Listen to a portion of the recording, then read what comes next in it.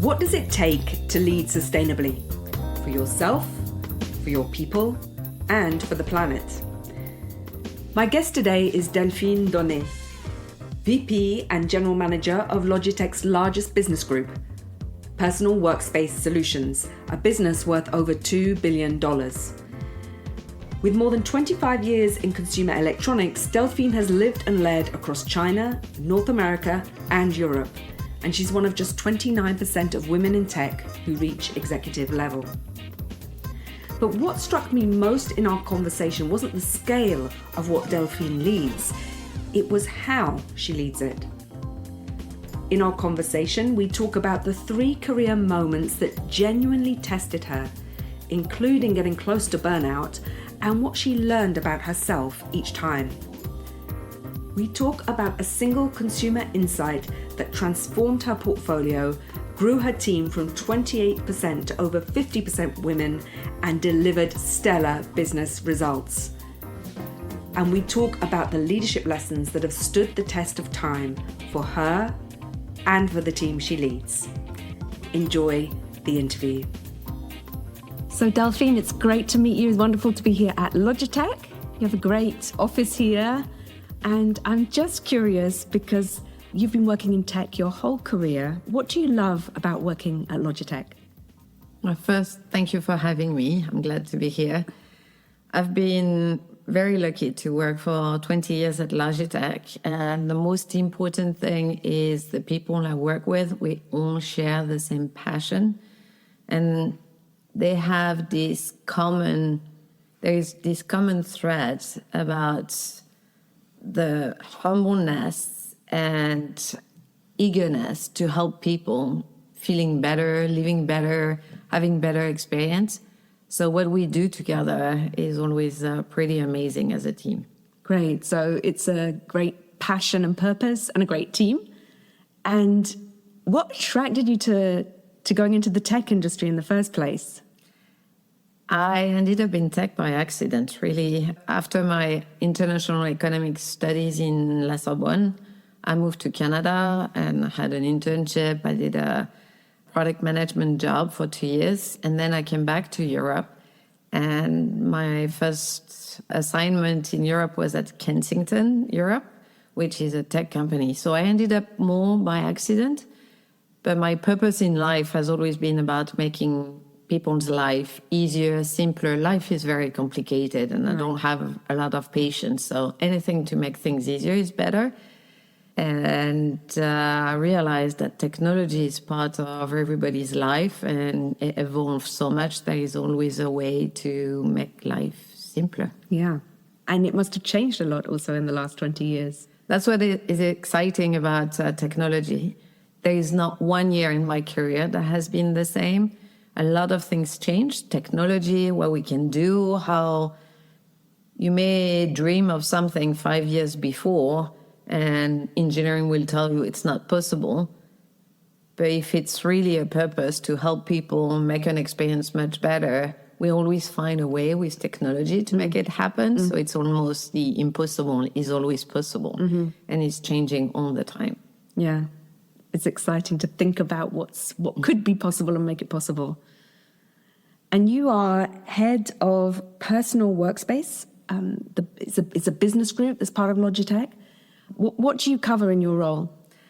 It's a large role, and that's also why I love it so much, because it's very diverse. I'm responsible of the vision of the overall business of 10 different personal categories for Logitech, such as webcam, keyboard, speakers, headsets. So it's a very large business, and I focus on developing the vision, the business strategy, and then the marketing, product development, innovation, all the way to go to market. And then the commercial teams take it and bring it to all the consumers and customers and companies that want to buy our products and have a better setup at their desk and be more productive. So that's, at the end, we are focused on helping people work better and work smarter as well, and live better. And so you have a big kind of organization with different functions working together to that end, right?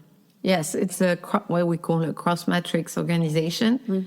So I have teams that focus on certain categories or audiences, and then we work with so many different functions from design, hardware engineering, software engineering, marketing, creatives.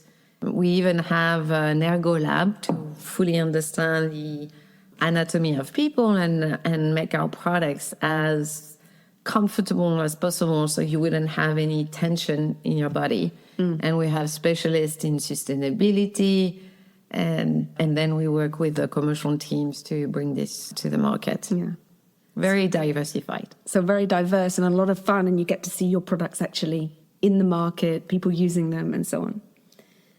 I'd like to ask you a bit about your career because, the listeners of the podcast, they love to understand better how different leaders have navigated their career. And we all experience during our career periods of growth and also periods of challenge. And in fact, it's one of those things we know in leadership that we need both safety and challenge in order to grow. And I'm curious what have been some of the biggest challenges you've faced during your career and how those challenges have maybe helped you to grow. I would say I've had 3 really big challenges, like tough time from a work perspective. The first one was when I worked at Epson, it's a Japanese company. I was responsible for the European business of the laser printer. Exciting for me because I was traveling and learning about the business. I was traveling across Europe, and every 6 weeks I would go to Japan at the head office. And it's a very male-oriented environment. So I would be very often the only woman in the room and the only woman at dinner. I won't go through some of the details, but it was really a time where I thought that no matter how good I am and what performance I deliver, I realized that at the end I was kind of reaching the ceiling, and there will always be things that I would not be treated equally with some of my peers. So at that moment, I decided to look around, and I loved Logitech as a brand already when I worked at Epson. I also felt it was a Swiss headquarter, French-speaking, as well as a Californian headquarter, and at the time, it made a lot of sense from a personal life point of view. Okay. And I did everything I could to come in, and I was recruited. So in terms of that challenge where you're in a very male environment and a very maybe also culturally challenging if you're going to Japan and complex in that way too, what did you learn? How did that help you to grow, do you think? Obviously you chose to leave, which was the right decision for you at that time, but what did you learn about yourself? The most important thing I learned is that it's very important that what I do is fully aligned with my values.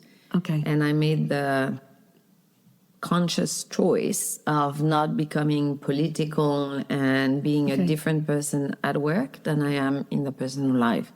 And that's why when I joined Logitech, I felt I could be myself. It's a very inclusive company, and we all have different style, and working in an environment with so many different culture, background, it helps you to get a very good perspective on, for example, resolving problems and solutions.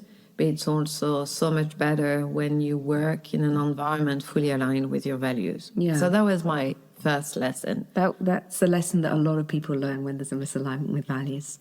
Yes. What other challenges? Because you mentioned 3. Yes. The second one was I was in China at the time. I was the head of a China product development group that we had created. In Logitech, right? At Logitech, yes, that we had created to compete in China. And Chinese consumers are very early adopters, and there is a lot of creative competition. And we decided that now China was big enough to reorganize, and I was offered the role of head of marketing for China, which was amazing because at the time I had never done Marcom. I didn't speak Chinese, and I was more focused on portfolio, business development, and product development. So that was a big learning. And when you work in a local role in marketing or sales, the feed and speed of what you do is very different from when you work in a global department where you look more long-term. Yes. And when you're local, you focus very short-term. Yeah. So you have to manage 30 projects at the same time. And if you miss your deadline, it can be the revenue of the quarter that is impacted. Yeah, exactly. So that was, I would say, a bit overwhelming at the time. And it was a huge learning on how to manage priorities and your own emotional level when you manage a team, and how actually people look at every signal of your own behavior to feel reassured and, as you said, psychological safety, and to find the right way to challenge the team, but also encourage the team. So it was a great learning. Right. And I can imagine that you're learning so fast. I've worked in a local market, and there are things, as you say, they move so fast, and you've got to understand the market. You've got to rely on people who know the market because you're not from there, and there's always that feeling. It must have been quite a challenge. It was a challenge, especially it was at the time where there was a full turnaround in the market between retail and the little mom and pop stores in China to the complete transformation of e-tail, JD.com, Alibaba, and so on. Right. So in the space of 3 months, I had to completely change the strategy, priorities, and transform half of the team into experts of e-tail marketing. And there was not many talent in the market because everything was so new. Right. But it was an amazing journey of transformation and growth. Yeah, I keep really good memories of that time. Yeah. Fantastic. And the third challenge that you wanted to mention? The third challenge was very different. It was when I moved from China back to the US. It was to help the integration of a startup Logitech had bought called Jaybird. Okay. It was based in Utah, and it was a complete different environment. I can imagine. That was so in China, things are actually very equal. Being a woman doesn't make any difference, or at least I never felt treated differently with suppliers, partners. Everybody is always very respectful. When you move to a startup, and in Utah, there are so many different things from a culture and values that are different. And you come to integrate a company in a bigger company. And I've literally faced every challenge you can think of. People challenge, process, innovation. Building truly wireless earbuds is one of the most difficult things to do technically. And it was also at the time, Apple also launched some of their AirPods. And it was 18 months. But the hardest 18 months I've ever had in my career.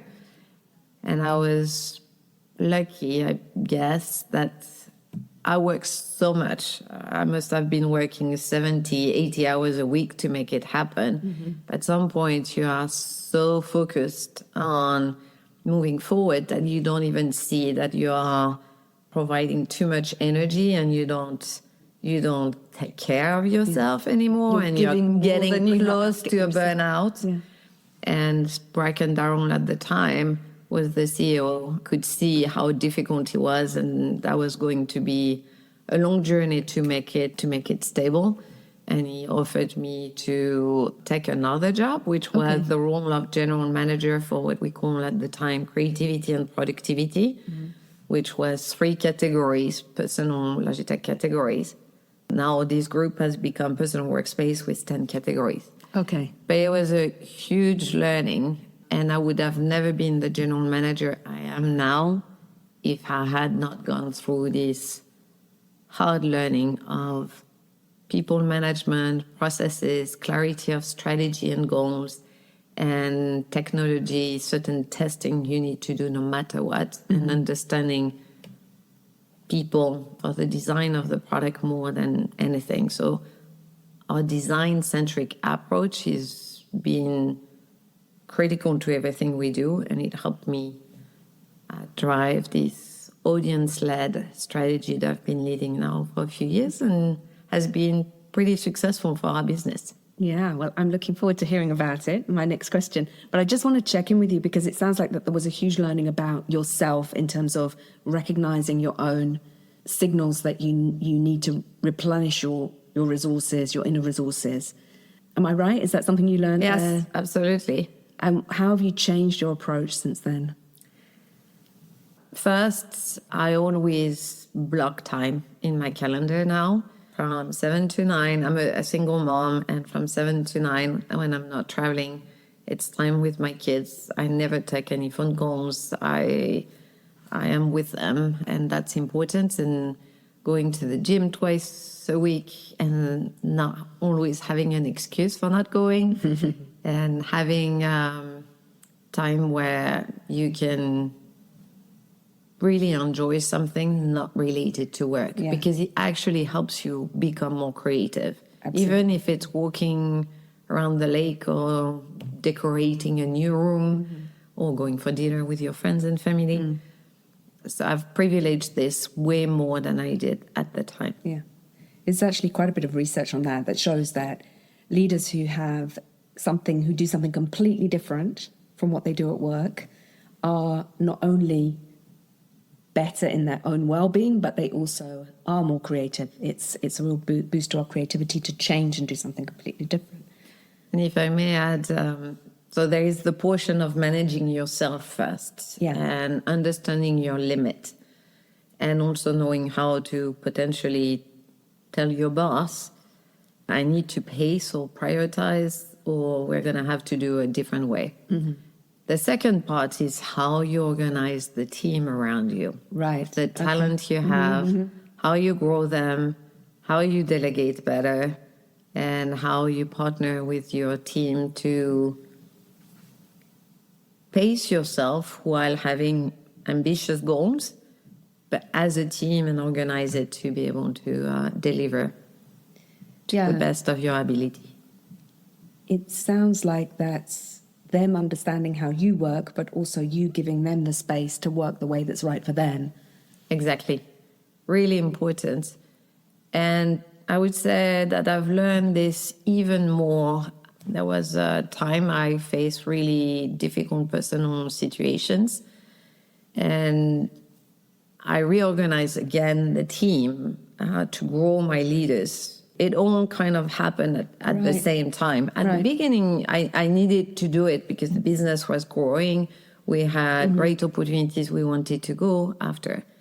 But it's only later that I realized that because I had certain personal challenges and I organized the team and the team was growing, it gave me the room to not only having the headspace to manage everything I had to manage that was happening at the time, but it helped me lead from a strategic point of view at a higher level. So I was no longer as much in the details, or, I was trusting, empowering, and it was a very different way of managing. So you see these different curves of what you learn help you grow as a leader. Yeah. It's like there was a step change in your leadership because you structured things differently and you took yourself out of certain situations so that you had more headspace to think strategically, and the people could then also step up and step into what they were good at. Exactly. Yeah.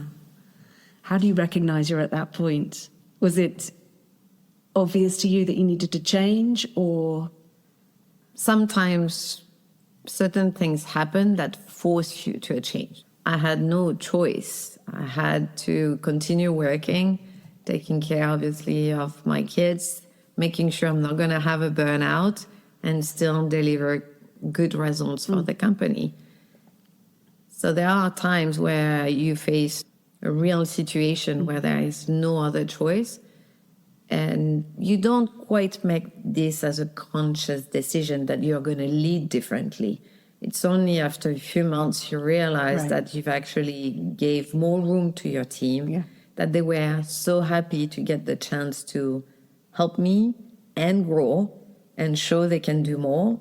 And they also appreciated that could give more strategic guidance instead of, being more in the details. Right. It's a great learning, isn't it, when we get that? I want to ask you about a project or a breakthrough you led which you're particularly proud of. Because we've talked about challenges. I'd love you to tell me something you're really proud of. It can be about products or people or whatever you like. I'll give you 2 examples, but they are a little bit connected.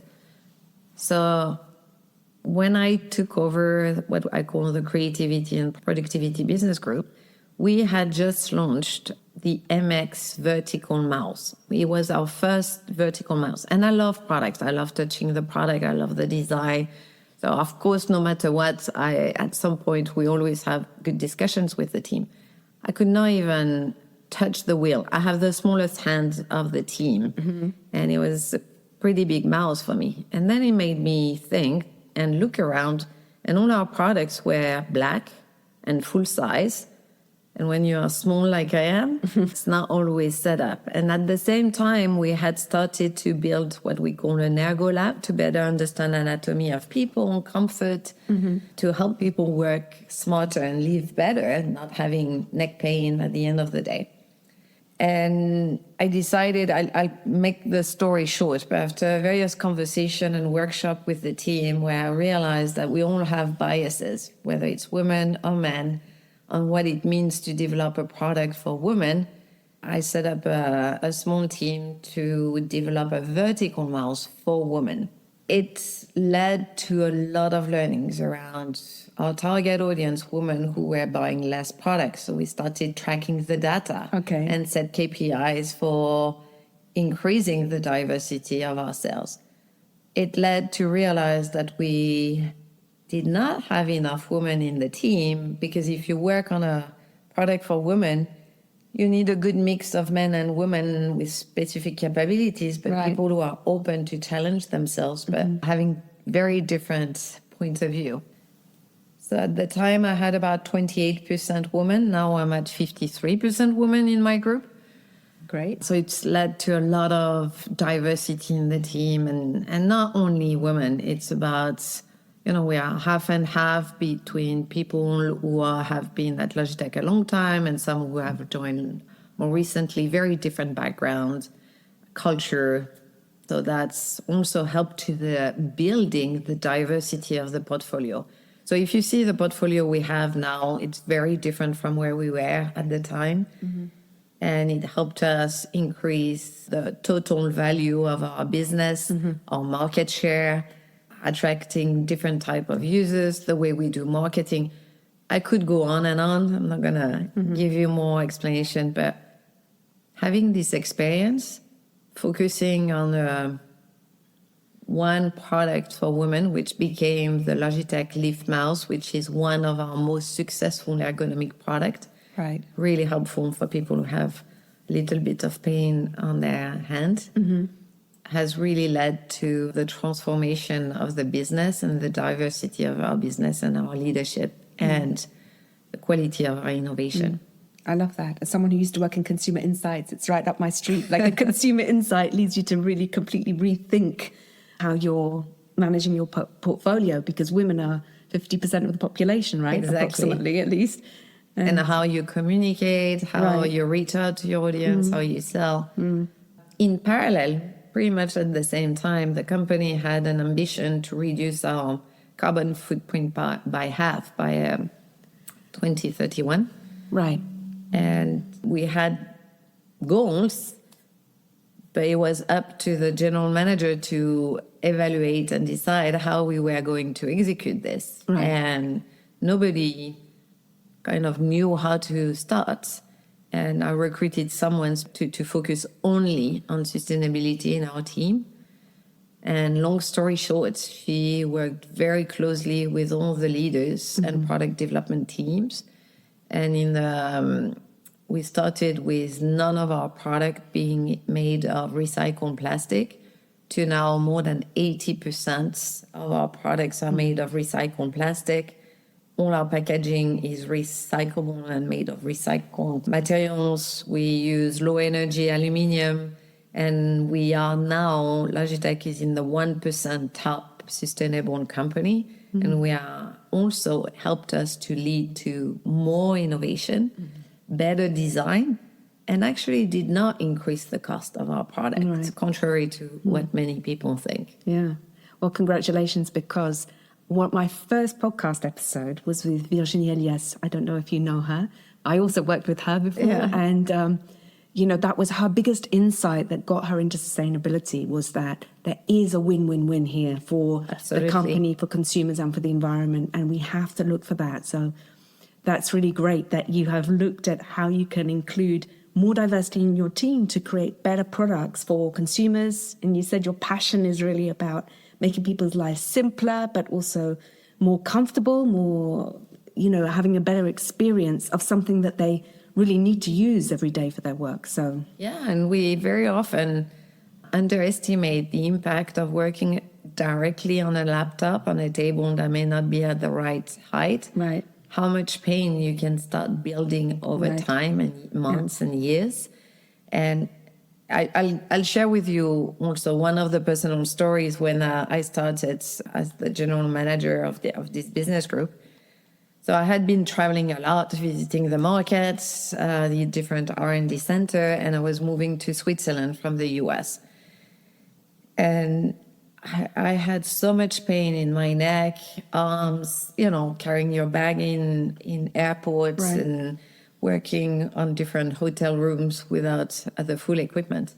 And it was at the time we were creating this ergo lab. Right. And the ergonomist came over and he said, let me look at your setup. And he was immediately telling me, your keyboard is too long. It makes your hands being in the wrong position. Your mouse is too big. And it was a mouse I developed years before. So I was very attached to this mouse. And it's been a very successful mouse, but I had to use a smaller one. Right. And lower my desk, increase the height of my monitor. And it may sound very simple changes, but within 3 days, it removed all the pain that I had. And I've not had pain ever since. Yeah. And I have the right setup at home and in the office, except when I'm today in a meeting room, and it's made a huge difference. Yeah. And every time I advise my friends on just changing a few things on the setup and having the right accessory, they realize how much they can work faster, better, and they feel better at the end of the day. Yeah, fantastic. We're going to have to draw a conversation to a close. I could talk to you all day, but we're running out of time. And just to close, I want to ask you a little bit about the leadership lessons you've learned throughout your career, because obviously you're working in a very fast-paced industry that's changing all the time. We're living in an increasingly fast-paced world and increasingly complex. But some lessons stand the test of time and they continue to the next generation. What are the key leadership lessons you've learned that have stood the test of time? The first one is you have to be passionate about what you do and you want to achieve your goals as a team together before you think about your own promotions and elevation. Because if you are focused on what you like doing, the results generally are much better and people notice. Mm-hmm. So that's the first one. The second one is perseverance is the most important. Mm-hmm. If you are impatient, you're going to make a few wrong decisions or you're going to rub a few people the wrong way. And building your career is not a sprint. It's really a long journey and you'll have step back. But every step back you have will be a learning that will make you stronger in the next phase. And finally, I would say you need to obviously take care of yourself. It's critical because you never want to go to the verge of burnout. But you also need to understand when you lead a team that everybody have a life. Everybody is facing certain personal challenges. So be nice, be kind, and try to have the right open conversation and create a safe environment for people to speak up and sometimes challenge you and take the time to engage with your team to make them believe in the vision and go there together. And it's interesting because all of the three things you've mentioned, you mentioned them for yourself and your team. Whether that be the passion, it includes your team. Whether it be perseverance, it includes, persevering with your team and taking care of yourself and your team, being open to listen to what the needs are and find ways to improve how things are working. So that's fantastic. Yeah, it's a teamwork. And we can move mountains together. Yeah. Thank you. Thank you very much. It was wonderful speaking to you. Thank you. Before I let you go, I want to sit with those 3 things that Delphine left with us. Passion for what you do, perseverance, taking the big picture view of your career, and kindness or compassion for yourself and for the people around you, because everyone is carrying something. What struck me is that all 3 of these things apply equally to how you lead yourself and how you lead others. And you need to start with yourself. You can only lead from genuine compassion. You can only really see what your team needs, hold space for their challenges, and believe in their potential when you're not running on empty yourself. That's what I mean when I talk about a healthy leader creating a healthy team.